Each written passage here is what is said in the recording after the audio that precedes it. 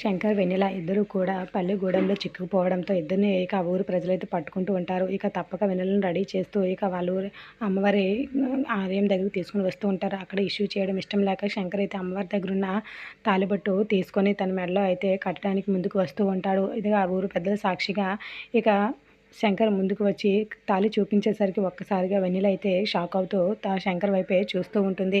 శంకర్ ఇంక ఏమీ ఆలోచించకుండా ఇక వెన్నెల ముందుకైతే వెళ్తూ ఉంటే వెన్నెల కూడా శంకర్ వైపు అలాగే చూస్తూ ఉంటుంది. అదంతా ఊరు పెద్దలందరూ కూడా చూస్తూ ఉంటారు. ఇక అక్కడ అంత పెద్ద గొడవ చేయకుండా ఇక శంకర్ అయితే ఇంకేమీ ఆలోచించకుండా వెన్నెల మెడలో అయితే తాళి కట్టేస్తూ ఉంటాడు. ఇక సడన్గా శంకర్ అలా చేస్తాడని ఊహించని వెన్నెల ఒక్కసారిగా షాక్ అయ్యి అలాగే చూస్తూ ఉండిపోతుంది తాళిబొట్టు వైపు, శంకర్ వైపు. శంకర్ మాత్రం అదేమీ పట్టించుకోకుండా వెన్నెల మెడలో అయితే మాత్రం 3 ముళ్ళు వేసేస్తూ ఉంటాడు.